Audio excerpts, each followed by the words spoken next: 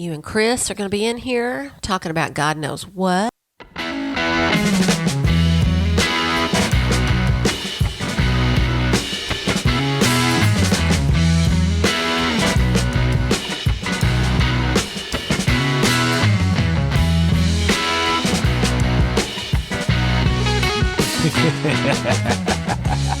Howdy, folks. How y'all doing? Welcome to our time machine, children.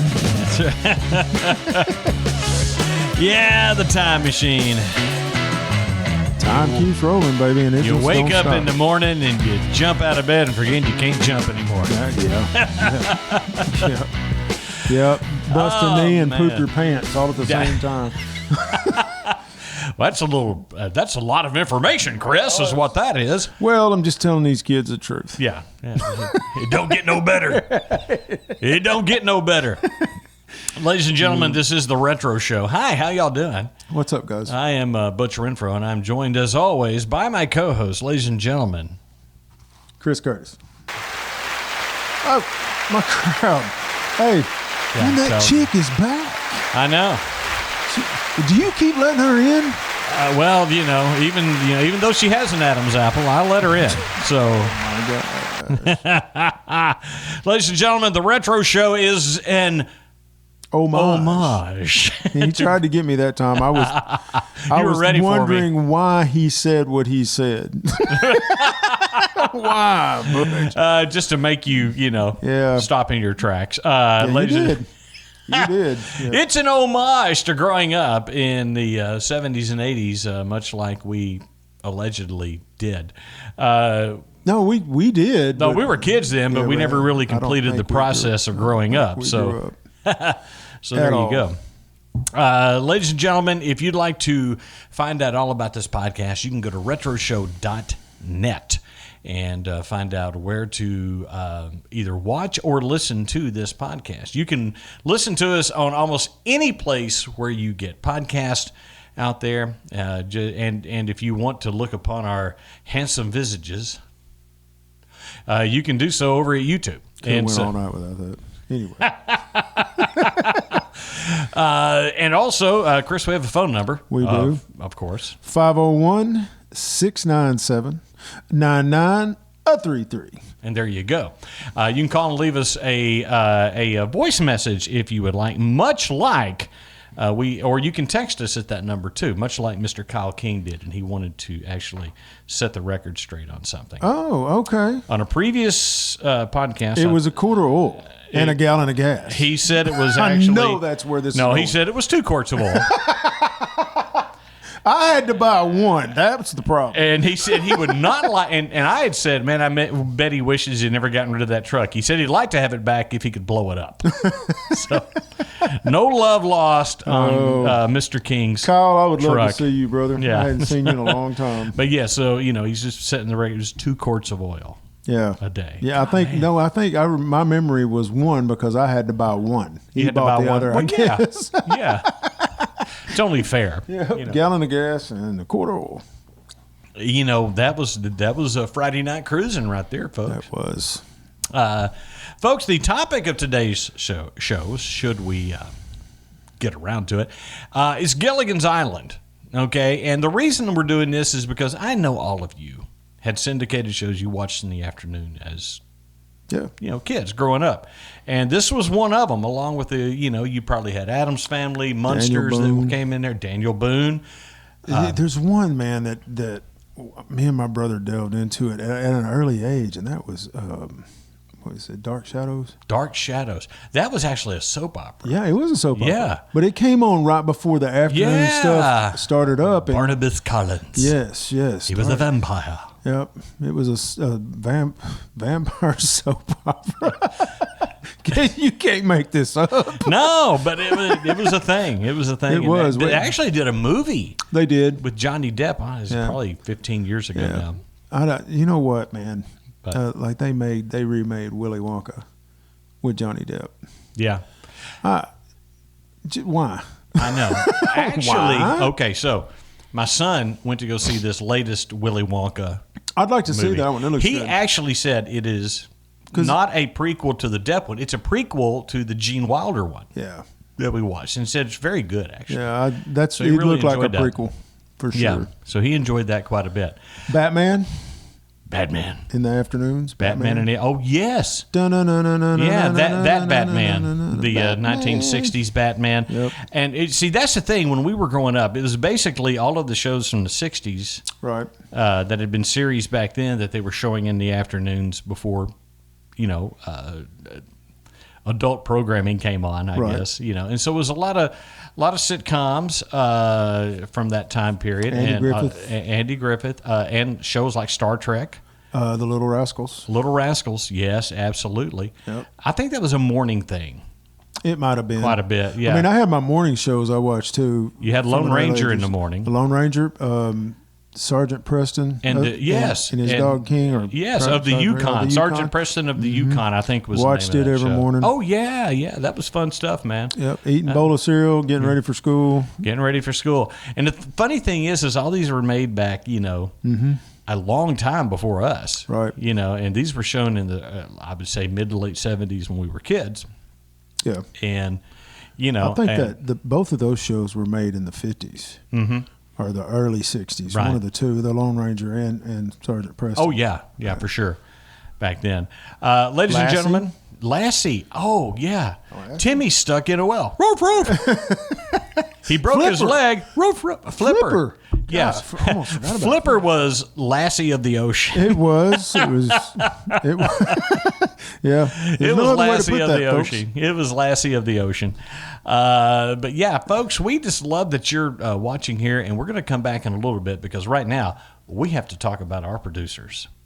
These are the wonderful people who support the Retro Show with a monthly contribution of $3. LNC Corporation, Roger McDougall, Melinda Hignite, Dusty Breeze, Kevin Goff, Norton, Chris V, Nancy Schwartz, Joshua Ramsey, Fran Adams, EM, Bradford Mason, Tonya Highland. Thank you to all of our fantastic supporters. Find out how you can support the podcast by heading to retroshow.net. Hey, folks, welcome back to the Retro Show. And, of course, a big thanks to all of our producers out there. Absolutely. And you can go to retroshow.net, find out how you can also be a producer. Now, the topic of today's show, Chris, is Gilligan's Island. But before I get into that, I want to talk about syndication and what that meant. Okay. So if you don't know what syndication is, TV stations usually, especially back when we were kids, you had the big three, and they were all associated with the network. And they were contractually obligated to carry a certain amount of network programming each day, but the network didn't fill all of that time. So they had time to fill. And so it'd either be locally produced shows, or they would go and get syndicated shows, which had been shows that had been on networks back 10 years ago, and buy the rights to air those in whatever time slot. And you still have that today. One of the more popular ones you might see today would be like all of your court TV shows are all syndicated shows. They're not made for networks, but they are produced, and local TV station, local markets buy them to air them in that market. So you might see them on any CBS, ABC, Fox station in that market. But it is, it's actually produced to be a syndicated Now, show. do they have to buy that package? Yes. So Yeah, they buy the rights to those. And so with the things like we would watch in the afternoons, do like you have an idea what something like that costs? I'm just curious. it depends on when it's going to air, what market it's going to be in. It Right. really depends on a whole lot of different things. The larger the market, probably the more money it's going to cost you to get it to air in that market. So, but with the case, and there's two types of syndicated shows. One are like I mentioned before, like what you see all now are like talk shows and court shows and stuff like that are produced to be syndicated. Okay, but then you also have the syndicated shows. Like right now, if you turn on a TV, you'll run across Everybody Loves Raymond or Big Bang Theory. Those have been syndicated at this point. Seinfeld. Or Seinfeld, because they've had their run on network TV, and now they have sold thrown it out there where any station out there wants to say, hey, in my market, I'm going to give you this much money to get the rights to air this here. Yeah. And so that's how the syndication came about. And because of syndication, a lot of shows that would not even be in the forethought now wouldn't even be around. One of these being Gilligan's Island. It had its run, and it was from 64 to 67. And then after it went to syndication, we'd never heard, as kids, that was just something that came on in the afternoon. We didn't give a thought about when it was made or anything like that. But it kind of, because of the popularity it got in syndication, it went on to spawn spin-offs in the 70s, animated series, and even some made-for-TV movies later on. And if you look at syndication and what it meant for a show like Star Trek, which is an entire other episode, folks, you wouldn't have the Star Trek movies and the other series that you have right now without the syndication and it just becoming wildly popular like it did with us. Well, it was huge. I mean, myself, you, both the Clegg boys, Mark more so probably than Mike. But Mike still. Yeah. I consider Mike a Trekkie. Oh, yeah. I mean, we've already had the discussion between Star Wars and Star Trek. Yeah. So, but you can call yourself a Trekkie if you like Star Trek. Yeah. I guess you can. Yeah, you can. I'm not wearing a suit or any pointy ears. But no, but you like the show. I love the show. Yeah. Come on, man. You show up at those conventions. I come as a Klingon. How y'all doing? A Southern Klingon. How y'all doing? With all that stuff on your head. That would be hilarious to do a Southern Klingon, like dressed like one, but be in overalls. I mean, we're way off cool. We're way down a rabbit hole now. But Yeah. the Klingons in the movies were totally different than the Klingons They were. on the show. You know why? Budget. We've already spent a fortune on ears. Yeah. We can't do no more makeup.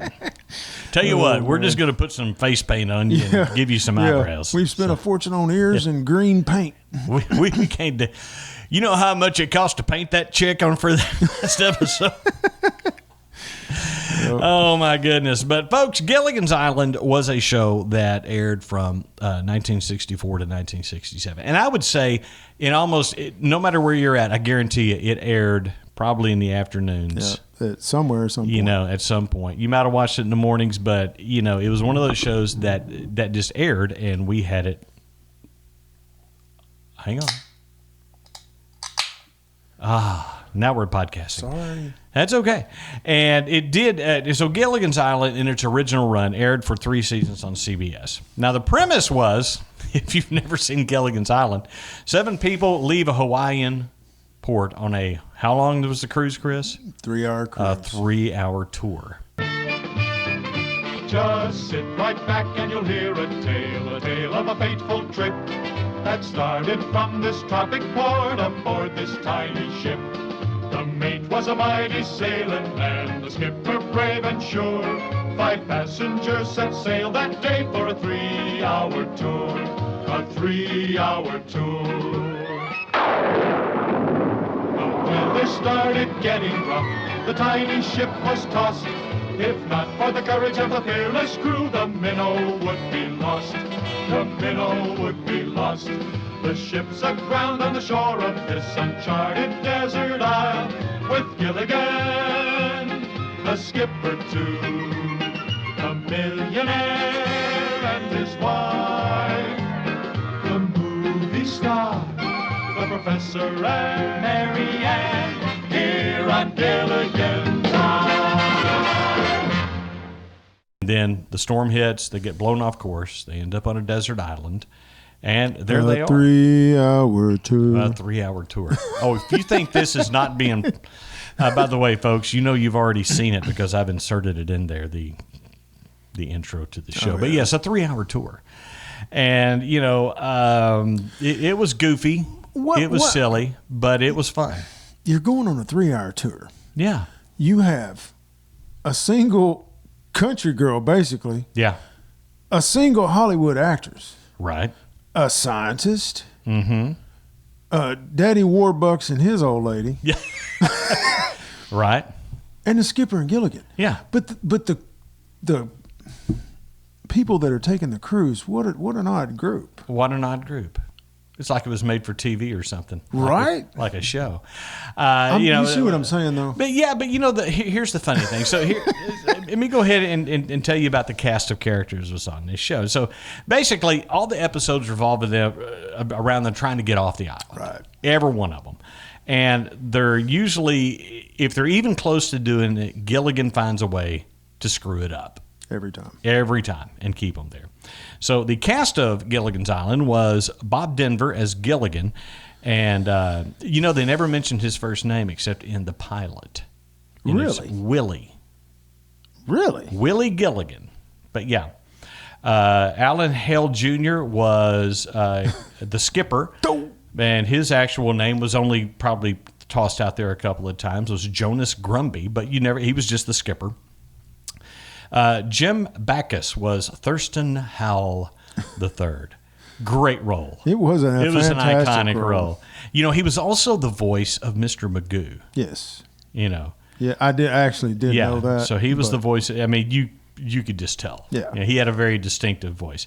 Natalie Schaefer was Mrs. Howell, Thurston Howell's wife. Lovey dear. Lovey. Lovey. Tina Louise as Ginger Grant, who was a movie star. And then you had Russell Johnson as the professor, whose name was Roy Hinckley on there. But that was like PhD. PhD. But he was just called the professor on there. And then Dawn Wells was Mary Ann. Yes. Yes, she was. And so it comes down to this. It always comes down to this for guys, most guys. Ginger or Mary Ann?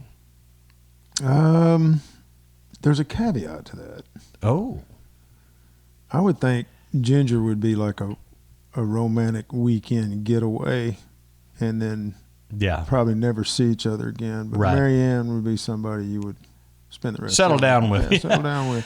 I don't know, man. So, Ginger always seemed really high maintenance to me. Oh, yeah, definitely. I said a romantic weekend getaway. Oh, okay. I didn't say hang out with Ginger after we get back. No. Lose my number, baby. Now, the series was created by Sherwood Schwartz, who would go on to be the producer of The Brady Bunch. Really? Yeah. So he had two another back-to-back series, show, which we will have to talk about at some point. But he was the main drive behind that. Now, if you remember Gilligan's Island, the series, the first episodes, the first season was black and white. Yes, I do remember that. And the theme song was a little different too, because they would say instead of saying the professor and Mary Ann, they would say and the rest. Just I remember that. I do remember that. Come on, man! Now that you said that. Yeah. So the running gag on there though that comes out is that the professor could build anything in the world out of a coconut except a boat, but he couldn't build a boat. Couldn't fix the minnow. Could not fix the minnow. You couldn't have any. They couldn't. You can't patch a boat. They did a movie, a made-for-TV. Oh, movie. We're getting to those. Oh, I just remembered that. Yeah, we are getting to those. Return to Gilligan's Island. There were three, and those are coming up in just a little bit.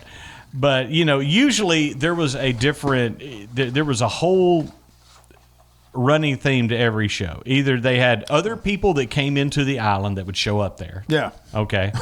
Professional surfer that got caught in the hurricane. They would hear something, yes, or a Hollywood producer or something like that. Someone goofy would show up there, and then they would leave and just never tell anybody that. Oh, by the way, these other people are out there. Or they'd find something. And one of the episodes I remember, I don't know if you do, is when they found the radioactive vegetable seeds. Vaguely familiar. I remember that one, and I remember one with a giant spider, which was actually kind of scary. Yeah, there was a big giant spider. They had one where they found some kind of totem. Oh, yeah. Or something that was doing something. That was the Brady Bunch. Oh, that was the Brady Bunch, but that happened on this. It happened on this too. Yeah. Oh, they recycled it. Oh, yeah. Same producer. We solved it.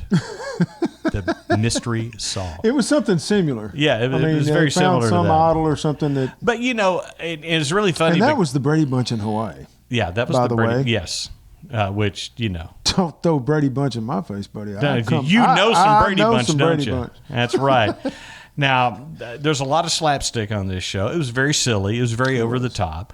But I loved it. It was a part of the afternoon. It was like a live-action cartoon in a way because there was a lot of slapstick between Gilligan and the skipper. And it was a lot like Laurel and Hardy type humor. I could watch it today. Yeah, I could too. Without a doubt. That's what I was going to say. Me and Cindy were talking about this. He asked what we were talking about tonight. And Butch had kind of let me know that we were going to talk about Gilligan's Island. Did I do any research? No. No. No. But she goes, you just look at it now. It's just so bad.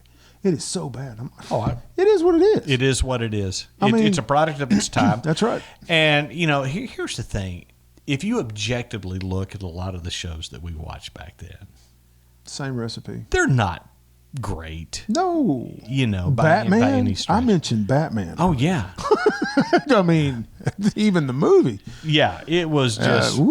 Yeah, it was bad. But it ain't like Batman Begins or The Dark Knight. No, it ain't nothing like that. But as I mentioned syndication earlier, yes, this would have been a forgotten show. Probably so. You're right. But because of the popularity in syndication, not only were 3 television movies made, 2 Saturday morning cartoons.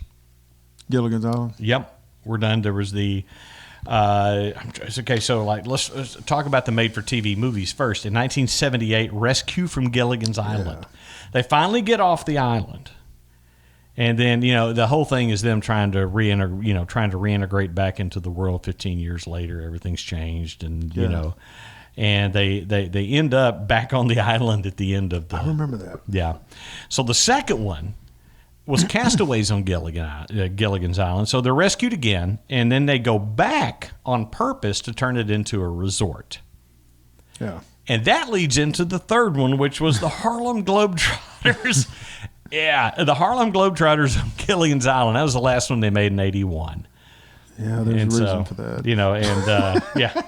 And of course, the whole thing is that it's the entire movie is solved by a basketball game.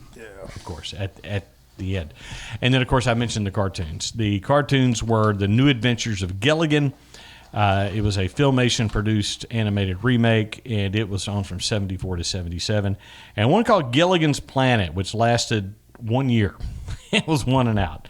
And that was done in 82 and 83. Ooh. And that's kind of the last time that any of the folks were, back to do any kind of Gilligan episodes. But, here's my take, and that in all of these shows, is that I have a fondness for those things, whether they're good or not. Me too.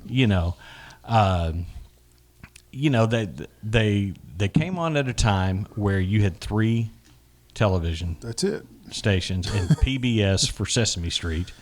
Because you weren't going to sit around for the McLaughlin Report. And as a child, the worst possible thing that could happen in afternoon television was special report. Special report. The president's talking. Yeah, you didn't care what it was about. It's like, man, that old dude, didn't they put him in jail? Exploding. We're missing Gilligan's Island. We're missing Gilligan's Island.